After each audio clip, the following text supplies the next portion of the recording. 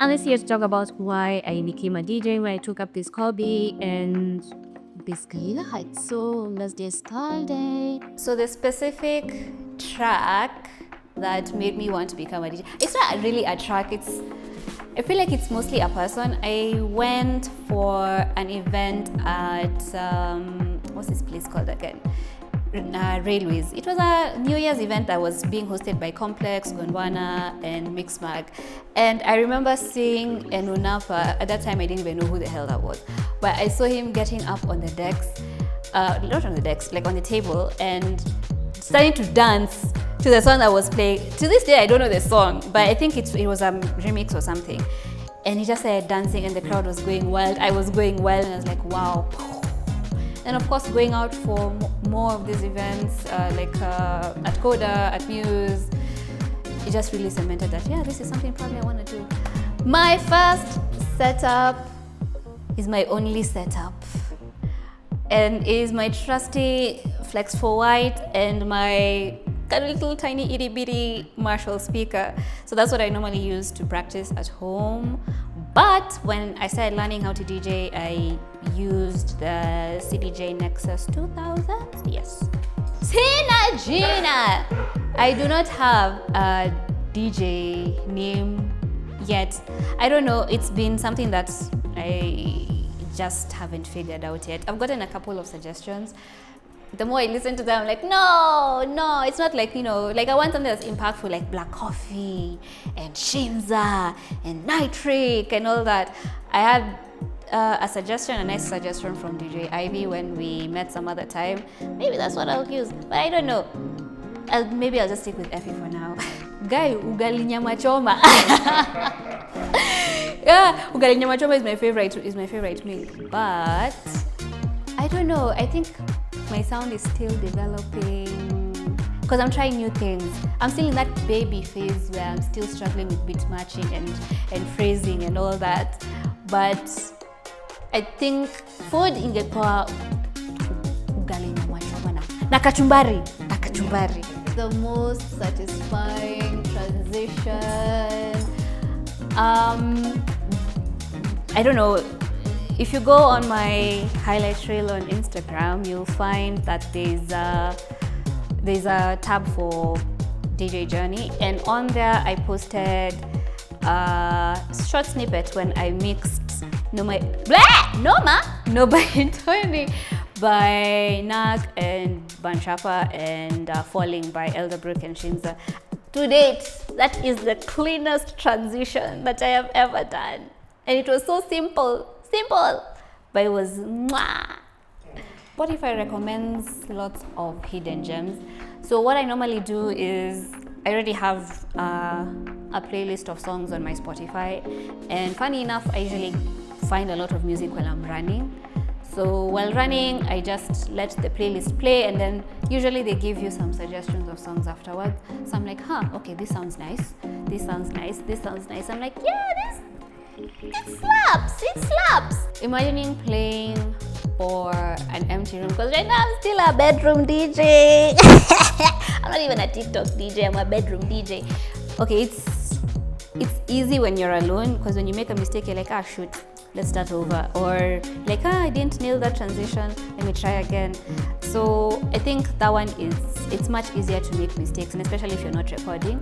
But the moment I start imagining that, I'm up on the stage, on Kunye or Ultra or CG where, and CG 1,000 eyes are looking at me, I start sweating. The sweat just falls off. But in any case, that's the whole thing. Like, do hard things. The whole point of me doing this is, I enjoy it. I don't know why it's gonna take me, because I've just studied it as a hobby. But at some point, I will have to play in front of a crowd, even if it's like 10 or 4 people. But I just have to get over it. I just have to get used to it and just do your thing. But for now, my crowd is the wall and my 2 dogs. I think the most daunting thing is just looking at all those EQ knobs. Before you learn what they are, it just looks like, the DJs are just there, wanashika vitu, and then the music just transitions, and end of story. So learning like what exactly do these EQ knobs do. This is for that channel. If you turn it like this is what you expect. If you turn it down like this is how it should sound. Then add on top the effects and all that. Like I think for me, the mixer, just leave alone the CDJs and the jog wheel section. Just the mixer section inakaa tu mtu alirusha spaghetti kwa floor. And yeah, like do your thing. I think that's the most daunting part. My biggest fear, especially when like recording a set, is touching the jog wheel and then the music just stops and everyone knows you made a mistake, and then you're not able to like sort of like pick yourself back up.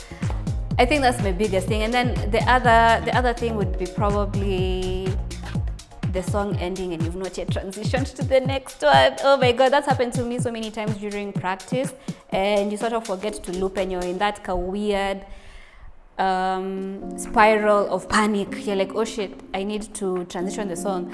This other song is ending. Oh my god, I've not even sorted out the BPM thing.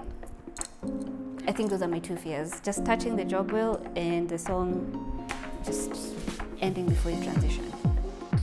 I started playing songs that I like because I find that it's easy to start practicing when it's songs that you like.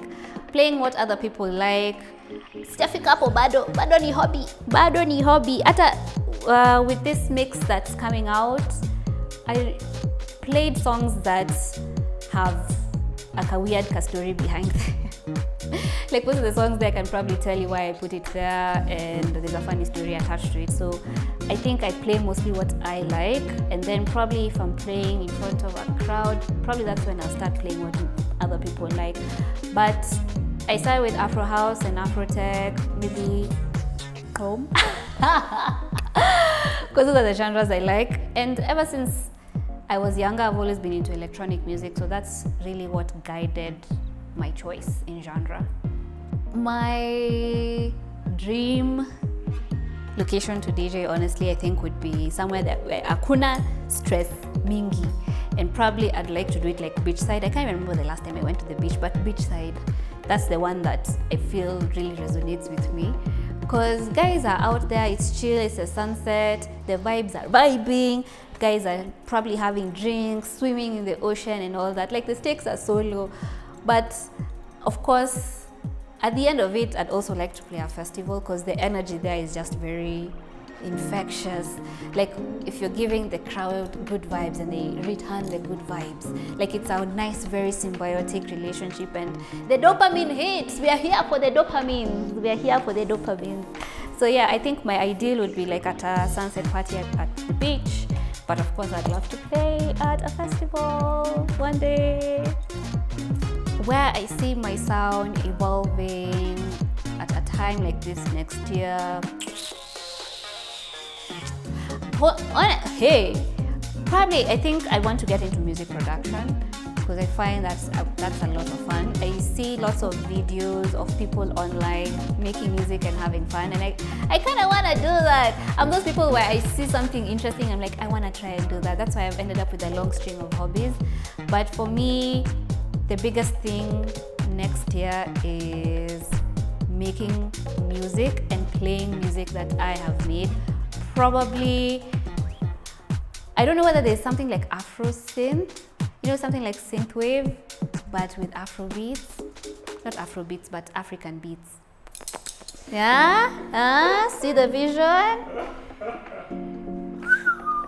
An artist that I would want to do a B2B with. Hey, Gori! An artist that I'd want to do a B2B with is Enunapa, because he's the one who got me into wanting to be a DJ. I'd actually want to do a set with Kamushes. He's a lot of fun, and I've enjoyed his sets. And Afula as well, because he's a very technical guy, and I feel like I could learn a lot from him as well. And of course, my teacher, Wanda, you owe me a B2B. But overall, outside of Afro House, African EDM, I think I would want to do a B2B with David Guetta because I was such a huge fan of him. Still am. I think he's one of the DJs that have really made a huge impact in electronic dance music, and it would be such an honor to do that.